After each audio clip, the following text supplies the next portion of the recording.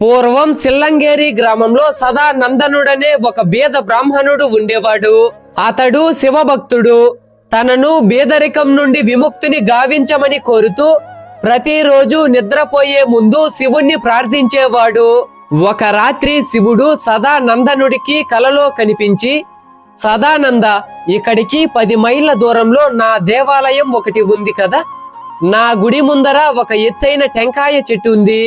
ఆ చెట్టుపై 50 టెంకాయలుంటాయి. ఆ టెంకాయలలో ఒక్కొక్క దానిలో ఒక విలువైన వజ్రం రాయి ఉంటుంది.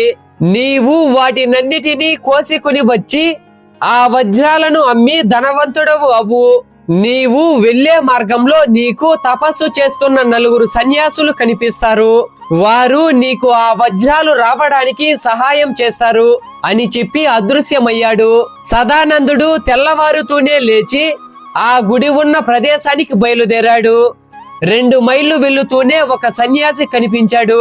అతడికి నమస్కరించి శివుడు తనకు కలలో చెప్పిన విషయం చెప్పాడు.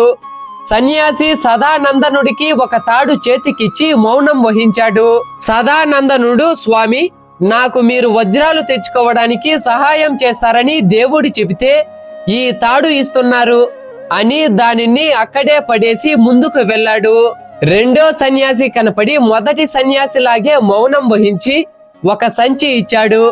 సదానందనుడు మొదటి సన్యాసికి చెప్పినట్టే, నాకు కావాల్సింది వజ్రాలున్న టెంకాయలు, ఈ సంచి కాదు అంటూ దానిని అక్కడే వదిలేసి ముందుకు వెళ్ళాడు.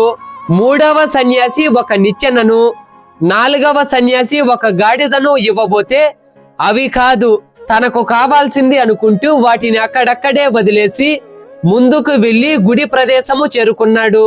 టెంకాయ చెట్టు కనబడింది. చెట్టు చాలా ఎత్తుగా ఉంది. సదానందనుడు చెట్టెక్కలేకపోయి నిరాశతో రాత్రికి ఉత్త చేతులతో ఇల్లు చేరుకుని శివుణ్ణి నిందిస్తూ నిద్రపోయాడు. శివుడు కలలో మళ్లీ కనిపించాడు. దేవా, నేను ఉపయోగించ శక్తి లేని వరము ఇచ్చినావు అని సదానందనుడు శివుణ్ణి నిందించాడు. సదానంద, నీవు అమాయకుడవు.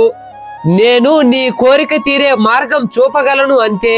నీవు నీ శక్తి బుద్ధి ఉపయోగించి నీ కోరికను తీర్చుకోవలెను. అందుకే మార్గంలో సన్యాసులు నీకు సహాయం చేయడానికి వచ్చారు. పెద్ద ఎత్తైన చెట్లని 50 కాయలుంటాయని చెప్పాను కదా. నీవు చెట్టెక్కి కాయలు కోసి తీసుకుని రావడానికి కావాల్సిన పరికరాలు తీసుకుని వెళ్ళక ఒట్టి చేతులతో వెళ్ళావు. అందుకే చెట్టెక్కడానికి నిచ్చెన, కాయలు వేసుకోవడానికి సంచి, ఆ బరువును మోసుకుని రావడానికి గాడిద, తాడు సన్యాసులు నీకు ఇచ్చేటట్టు చేశాను. కానీ నీ బుద్ధి మాంద్యం వల్ల వాటిని నిరాకరించావు. నన్ను నిందించి లాభమేమి?